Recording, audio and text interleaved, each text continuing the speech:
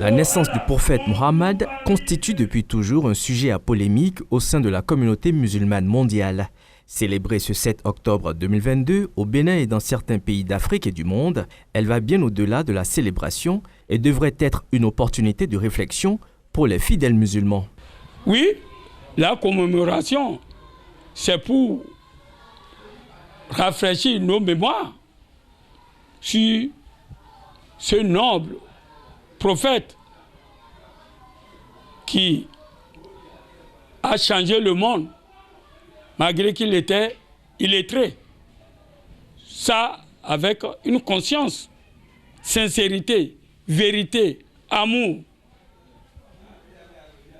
Vous voyez? Et un bon musulman doit se rappeler chaque fois et toutes les fois de tout ce que le prophète Mohammed sallallahu alayhi wa sallam nous a laissé comme héritage. Un bon héritage qu'on doit exploiter sur le plan social, économique, sur la justice, l'équité, la transparence. Quand vous suivez le sermon, c'est ça.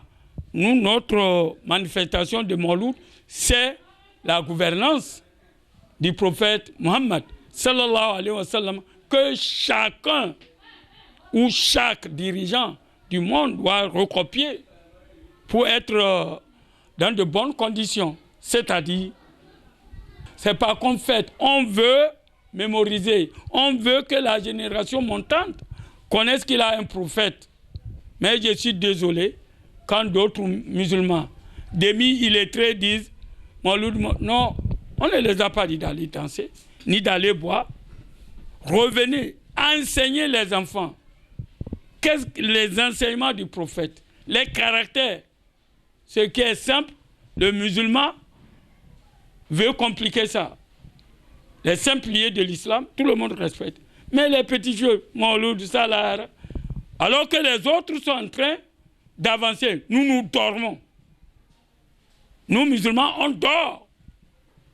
Au lieu de former nos enfants, techniquement, scientifiquement, pour aider le développement, on est là pour dire tel est haram, tel. Alors, le prophète alayhi salatu wa salam, qui nous a dit, il faut apprendre la science, même jusqu'en Chine, qui était contre l'islam et les musulmans. Et aujourd'hui, on a des imams, des alphas qui se disent, ils connaissent quoi? Qui a lu tous les livres?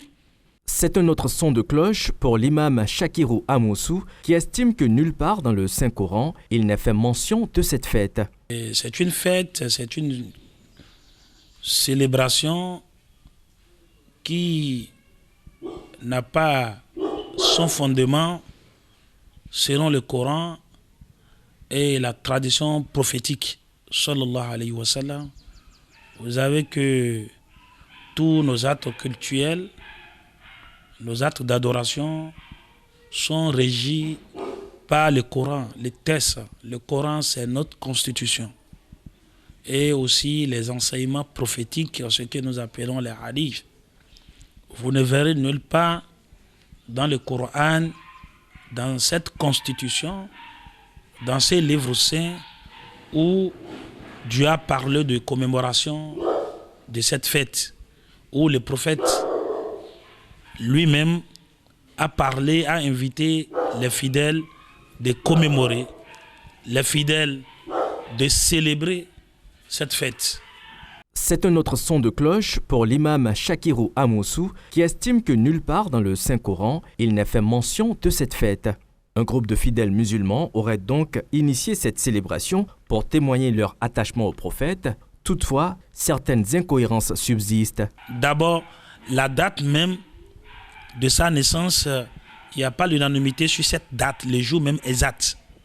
Il n'y a même pas l'unanimité, mais c'est le mois dans lequel l'humanité a connu une lumière éclatante, une créature exceptionnelle de toutes les autres créatures, une miséricorde pour toute l'humanité.